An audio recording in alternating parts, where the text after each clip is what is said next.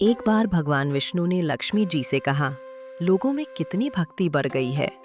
सब लोग नारायण नारायण का जाप करते हैं।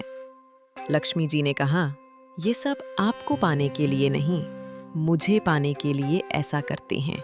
ये सुनकर भगवान विष्णु बोले, अगर लोग तुम्हें पाने के लिए ऐसा करते तो वो नारायण नारायण की जगह लक्ष्मी लक्ष्मी का जाप करते। तब माता लक्ष्मी ने कहा, अगर विश्वास ना हो तो क्यों ना हम लोगों की परीक्षा ले।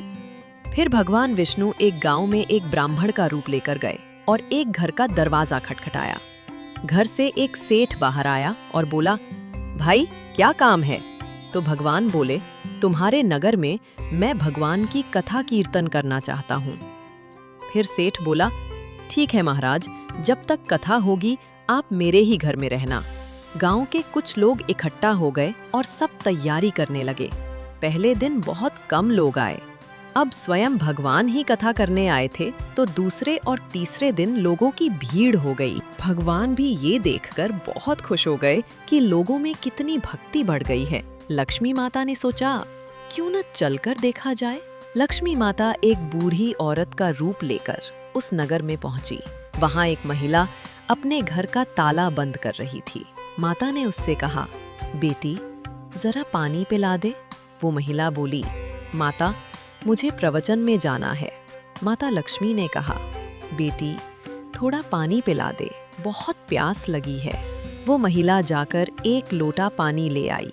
माता ने पानी पिया और लोटा वापस लौटाया तो वो सोने का हो गया। ये देखकर महिला अचंभित हो गई। उसने सोचा, स्टील का लोटा सोने का कैसे हो गया? ये तो चमत्कारी माता जी हैं। अब वो महिला हाथ जोड़कर कहने लगी, माता जी आपको तो भूख भी लगी होगी, खाना खा लीजिए। उसने सोचा, खाना खाएंगी तो थाली, कटोरी, चम्मच, गिलास सब सोने के हो जाएंगे। माता लक्ष्मी बोली, तुम जाओ बेटी, तुम्हारा प्रवचन सुनने का समय हो रहा है। वो महिला फिर प्रवचन में गई, लेकिन वहां जाकर आसपास की सभी औरतों को उसने ये बात बता दी। अगले दिन से लोगों की संख्या कम हो गई। भगवान ने पूछा, लोगों की संख्या कम कैसे हो रही है? किसी ने कहा, एक चमत्कारी माताजी आई हैं, वो जिसके घर दूध पीती हैं, गिलास सोने का हो जाता है। थाली में रोटी सब्जी खाती हैं तो थाली सोने की हो जाती है, इसलिए लोग प्रवचन में नहीं आते।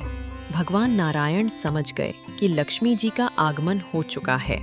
ये बात सुनते ही जिन सेठ जी ने कथा का आयोजन किया था वो भी उठकर वहां से खिसक गए और माता लक्ष्मी के पास पहुंचकर बोले, मैं तो भगवान की कथा का आयोजन कर रहा था और आपने मेरे ही घर को छोड़ दिया। माता लक्ष्मी बोली, तुम्हारे घर तो मैं सबसे पहले आने वाली थी, लेकिन तुमने अपने घर में जिस कथा कहने वाले को ठहराया है, तुम उसे यहाँ से जाने को कहोगे तभी मैं यहाँ आ सकती हूँ। उन्होंने कहा, बस इतनी सी बात? अभी मैं उनकी व्यवस्था धर्मशाला के कमरे में करवा देता हूँ। जैसे ही भगवान कथा कहकर सेठ जी के घर आए तो सेठ जी बोले, अपना बिस्तर बांधो, मैंने आपकी सारी व्यवस्था धर्मशाला में कर दी है। तो वो महाराज बोले, अभी तो 2-3 दिन बचे हैं कथा के, यही रहने दो मुझे। सेठ जी बोले, नहीं नहीं, आप यहाँ से जल्दी जाओ, मुझे और कुछ नहीं सुनना। मुझे यहाँ अपने किसी और मेहमान को ठहराना है। इतने में लक्ष्मी जी आईं और सेठ जी से बोली, आप थोड़ा बाहर जाइए, इनसे तो मैं ही बात कर लेती हूँ। माता लक्ष्मी जी भगवान विष्णु से बोली, प्रभु अब तो मान गए ना? भगवान नारायण बोले, हाँ लक्ष्मी, तुम्हारा प्रभाव तो है, लेकिन एक बात तुम्हें मेरी भी माननी पड़ेगी। तुम यहाँ तभी आई जब संत के रूप में मैं यहाँ आया। संत जहाँ कथा करेंगे वहाँ लक्ष्मी का निवास जरूर होगा।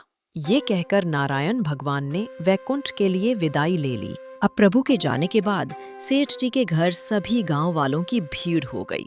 सभी चाहते थे कि वो माताजी सबके घर बारी बारी से आएं। लक्ष्मी जी ने सेठ और बाकी गांव वालों से कहा, अब मैं भी यहाँ से जा रही हूँ। सभी को हैरानी हुई। माता ने कहा, मैं वही रहती हूँ जहाँ भगवान नारायण का वास होता है। आपने तो उन्हें यहाँ से निकाल दिया, फिर मैं यहाँ कैसे रह सकती हूँ? ये कहकर वो भी वहां से चली गई। जहां परमात्मा का वास है, वहां माता लक्ष्मी का वास होता है। केवल माता लक्ष्मी के पीछे भागने वालों को कभी माया नहीं मिलती। अगर आपको हमारा वीडियो पसंद आया तो कृपया इसे लाइक करें, सब्सक्राइब करें और बेल आइकन दबाएं।